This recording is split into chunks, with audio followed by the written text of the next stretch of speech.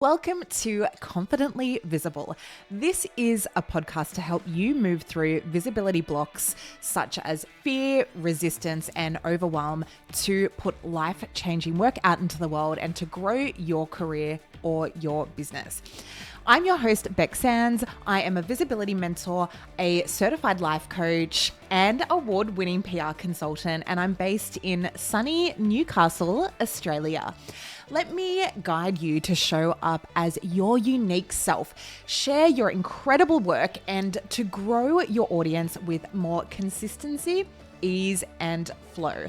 Whether you're a consultant, an entrepreneur, a CEO, a coach, or a creative, this is the space to unlock your uniqueness, to grow your audience, to make a bigger impact, all while feeling good about being seen.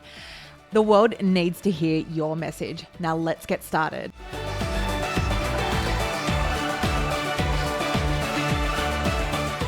Hello and welcome to another episode of the Confidently Visible podcast. It's so good to have you here today, where I'm going to be talking about the 7 biggest lessons that I learned in 7 years of business.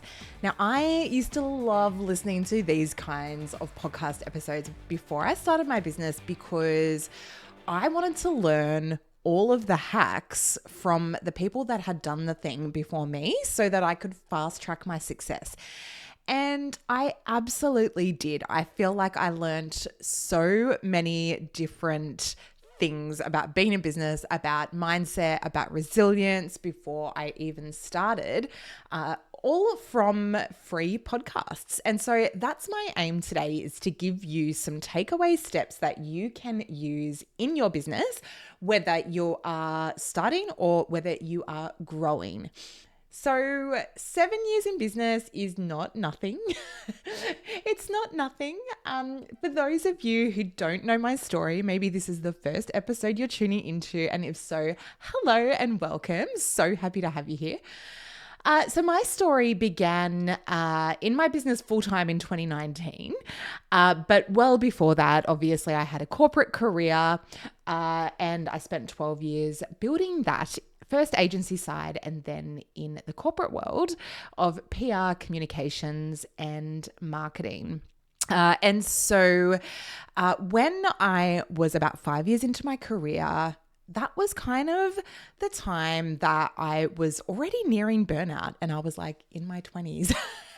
And I had been working a lot. I was a big people pleaser, and I really just burnt myself out.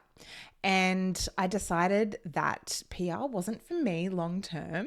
Funnily enough, this is like going back 17 years ago when I started my career, but then, this is probably 12 years ago because I was 5 years in, but I really thought that PR wasn't for me. Now, I now still do PR, and I actually really enjoy the type of PR that I do because it's different. I run it on my own terms. I do work with primarily big brands, and I don't have to get involved in the corporate politics. I don't have to go to endless meetings. I get to do the strategy. I get to do the work that I enjoy, and I get to do it on my own terms in my own business.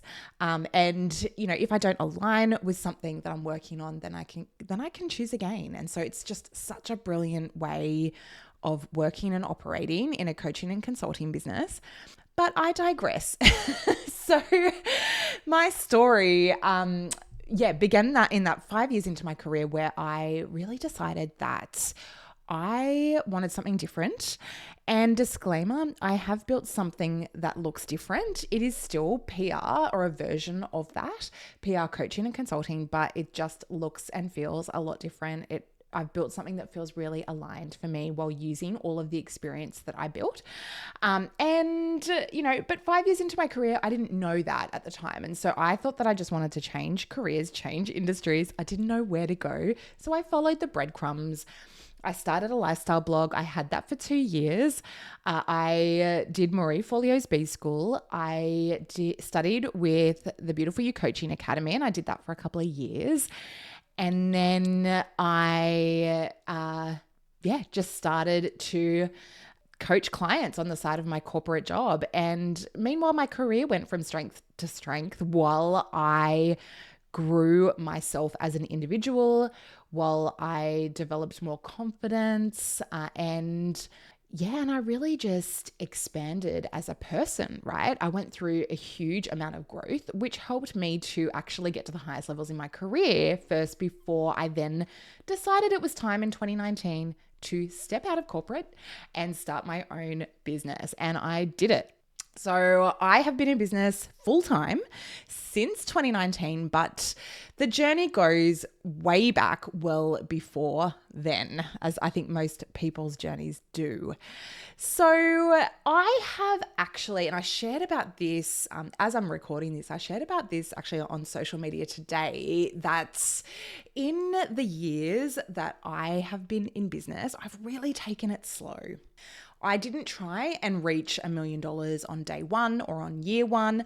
I allowed myself to expand and receive those new levels of business. I did them slowly.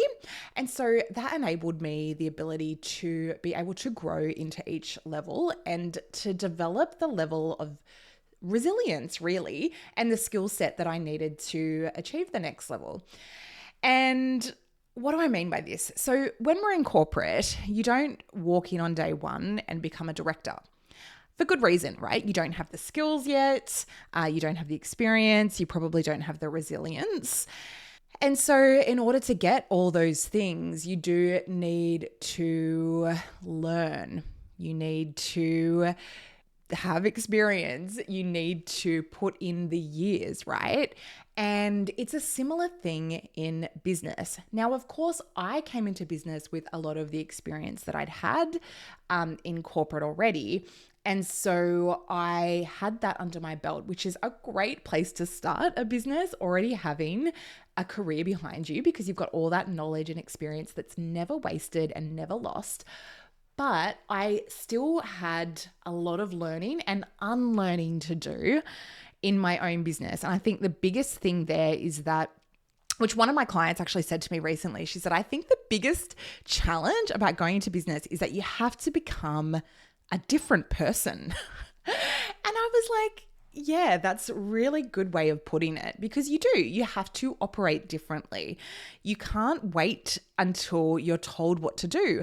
You have to be able to figure it out, and also be a bit of a risk taker, like be able to move forward even if you don't know exactly what the full path looks like, and even if you're not 100% sure of the results that you're going to get. But the rewards are so incredible if you can take that. And as you start to take the steps, that safety net does appear. Like, you start to build multiple revenue streams in your business. You have multiple clients and a body of work that you can be really proud of, that you can then build on over the years. So it's a beautiful way to earn a living. And so I'm now that I've gone off track a lot, I'm going to dive into those 7 lessons that you can hopefully take away from and implement and integrate into your own business and learnings wherever you're at on your journey. So here's what you're going to learn in this episode: why investing in yourself is the best thing you'll ever do, the importance of building sustainable habits for long-term success, why exceptional client service is one of the most powerful growth strategies, the importance of doing work that you genuinely enjoy, why visibility is essential if you want clients to know who you are and how they can work with you, how trying to do everything at once in your business can slow your growth, why revenue, relationships, and sustainability in your business matter more than follow accounts and vanity metrics on social media, the mindset shifts that can help you to create a thriving long-term business. So here's the 7 lessons that I'm going to dive into today. Lesson number 1, self-investment. Lesson number 2, the long haul. Lesson number 3, client service. Lesson number 4, do what you love. Lesson number 5, visibility is everything. Lesson number 6, don't try and do everything at once. Lesson number 7, focus on joy and what the market will pay for. All right, are you ready? Let's dive in. Investing in yourself is the best investment that you're ever going to make. This is lesson 1. So this doesn't just mean financially, although there is that, but investing and prioritizing your own time and resources, and ultimately just backing yourself. So working with coaches that can support you to expand your mindset as to what's possible, as well as with the strategies and accountability that it requires to start and grow a business. And this can absolutely accelerate your growth, but there's also lots of education, mentorship, and everything. If you're just starting out, I would highly recommend just using free resources, but commit to them. So commit to listening to a podcast episode every morning on your commute. I used to do that when I was in corporate, and it was really game-changing because it put me into a really positive headspace and helped to show me what's possible. So commit to those free resources if that's where you're starting, because if you can't commit to doing something that's free, then if you invest in something, then you probably won't do that either. Now, of course, if you put money into something, you're more likely to commit to it because of the fact that you've paid for it. But I think if you can't carve out time and space to do one little thing a day, then you're not going to for something that you pay for either. So try and start to implement that habit in your day-to-day of just doing something that is going to put you into a more positive mindset around having your business and growing your business, and start to show you what's possible. The second thing is you're in it for the long haul. Okay, so like I was saying earlier, I didn't try and do everything in year 1 in my business. It just isn't possible, nor do you have the skills or the resources or probably the support and systems and structures in your business to be able to handle that level of growth straight out of the gate. And so it is really a marathon and not a sprint. So if you really think about, all of the things that you're building it over the next 5 to 10 years and beyond. You're not doing this just for a short hit, basically. You're not doing this for a very short time. So you want to be able to put in place systems and processes and habits and rituals and routines for yourself that you can do over the long term. Okay, so you're in it for the long haul. Number 3, client service is everything. Now, this is a big lesson because if you don't deliver for your clients, you're not going to have a business for very long. So you need to be able to deliver or support your clients to deliver the results that you say you're going to do, as well as just delivering a really exceptional level of client service. Now, if your clients love working with you, not only will they continue working with you long term, but they're also going to refer other people to you, and they're going to be your biggest advocates. That is going to really help ensure long-term success in your business. I know that I personally have been able to achieve long-term success in my business primarily because I have really long-standing retainer clients who I love working with, and they really enjoy working with me as well because I provide them with an exceptional level of customer service as well as the work that I do. Right? So you just want to be good to work with and you want to also deliver results, and that will help you to stand out. Number 4 is do what you love. So if you're really resenting and loathing what you do, you're not going to give it the energy and the love that your business deserves. You're not going to give it as much as it needs either. So if you're doing something that you really enjoy doing, you're so much more likely to want to show up and put in the hard work and effort that it takes to run a sustainable business day to day, even in the hard times. So make sure that it's something that you love and have an open mind about this, because I mentioned before, when I very first started my business, I really wanted to leave PR. I thought, I don't want to do PR anymore. It's not for me. I hate it. I was even down to that. I was like, I hate it. I hate how it's burnt me out. And that's because I just wasn't doing it in the right way for me. And so now I love it. It's the same kind of work, but it's just a different iteration. And so if you're thinking that you really hate the work that you do in your field or your industry, could it be the company or companies that you worked for haven't been aligned for you, or it hasn't been the right environment or workplace for you? Because that happens quite regularly. But if you're doing it for yourself and you've got your own business and you get to run it in the way that feels best for you as well as for your clients, then that's going to feel so much better and you might start to love it as well. So keep an open mind. Lesson number 5, visibility is everything. Now, of course, I am a visibility mentor and a PR consultant and coach. And so I am going to be harping on about visibility, but it is true. I mean, if you look around at the businesses that are thriving, you probably they have some kind of marketing system in place. And so they may have a podcast or a book or a newsletter, or they do media interviews, they're on podcasts. They probably have a combination of all of these things. Okay. So being able to be visible in front of your ideal clients is everything. Now, it doesn't always necessarily require public-facing activity. I have met consultants that have had thriving businesses just meeting behind closed doors.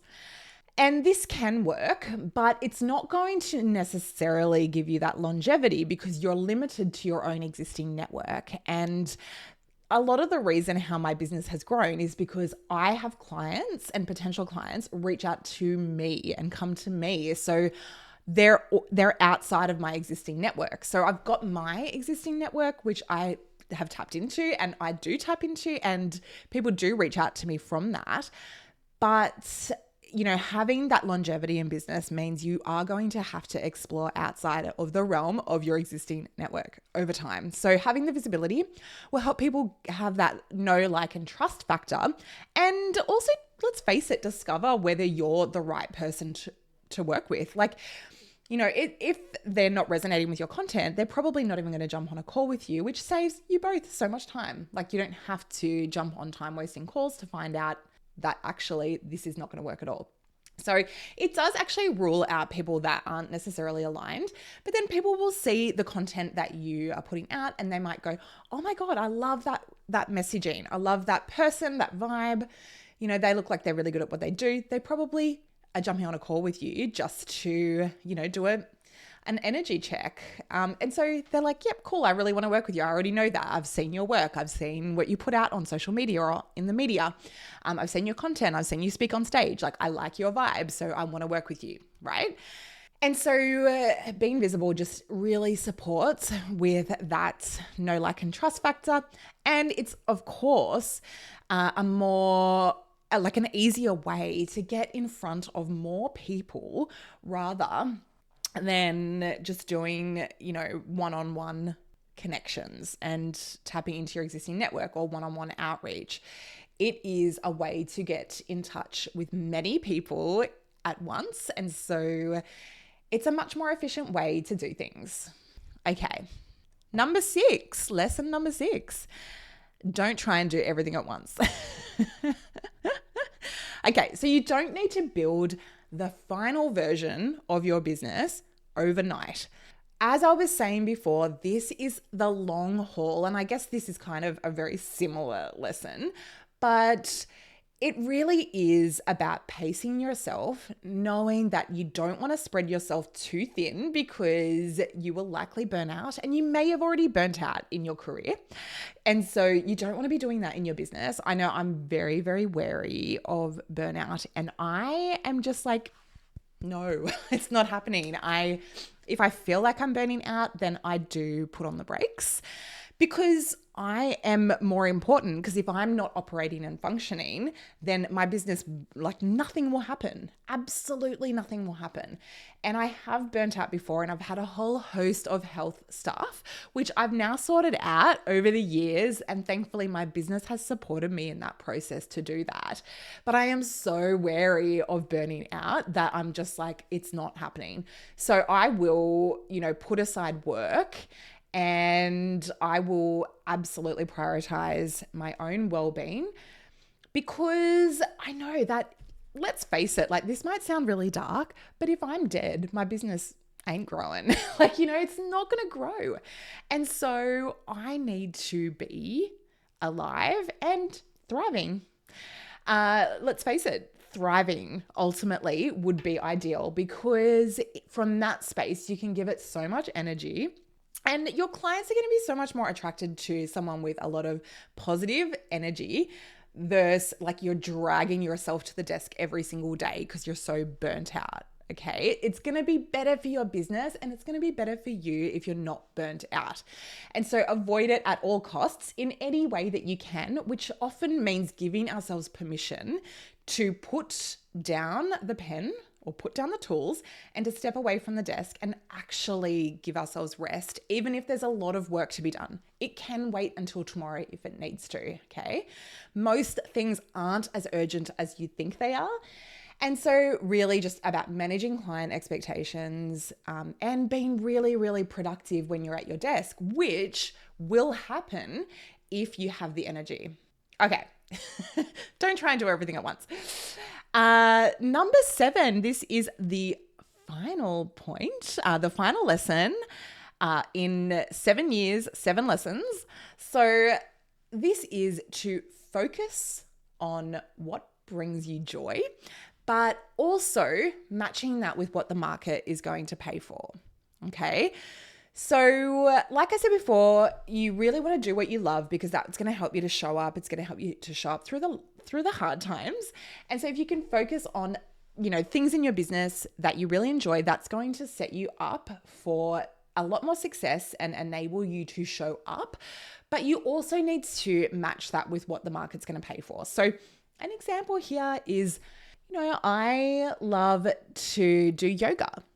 And yes, I could absolutely become a yoga teacher. I wouldn't want to, because it's a fun hobby for me. Same with Pilates. It's a fun hobby for me, and I wouldn't want to turn that into a money-making activity, because I enjoy it for my downtime, and that's more relaxation for me.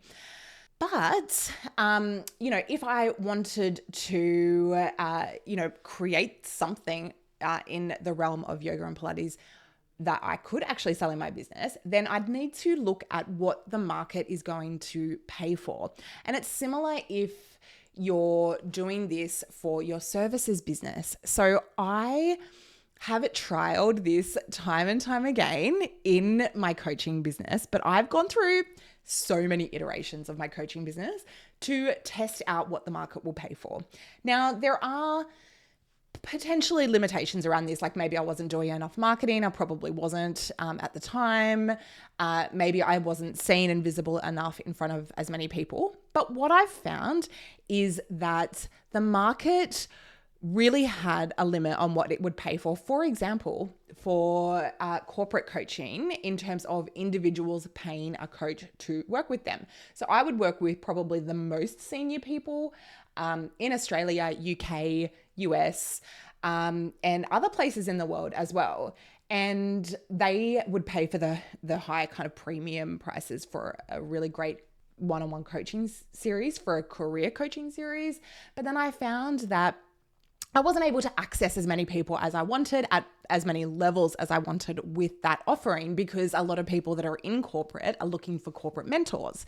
So the market wasn't quite there for that specific offer. It's the same as if you're creating an offer for like university students or something like that. And it's kind of like, yeah, they might need it, but maybe they can't afford to pay for it. And in that case, that's okay because you've got a lot of free content that they can potentially listen to until they are ready for your services to work with you. So not everyone is ready or willing to invest or pay for services. So you do need to do a bit of that market research and a bit of that market testing to match up what you love doing, which is really, really important, but with what the market will pay for. And that is one of the biggest lessons that I have learned over the years, because it's like, don't forget, like, you do want to do the work that brings you joy. So you do want to do work that you love to do and that you'll wake up excited about, not just do work for the sake of earning money. Okay, because if you're doing that, you could just have a job or, this isn't the purpose of it. You want to do things that bring you joy. You want to create a life that you can't wait to wake up to. And so you just want to make sure that it's also meeting in the middle with the market, what the market will pay for. And you can also have multiple offers, multiple tiers, so you can meet the market where it's at as well. I hope this has really supported you if you are starting out on your business journey, considering a business journey, or if you're already well and truly into it. My 7 lessons from 7 years in business. So let's recap. These are the 7 lessons. Self-investment is one of the best things that you'll ever do in your business. Number 2 is you're in it for the long haul. Number 3 is client service is everything. Number 4, do what you love. Number 5, visibility is everything. Number 6, don't try and do everything all at once. And number 7, focus on joy as well as what the market will pay for. Thank you so much for listening. Have the best day.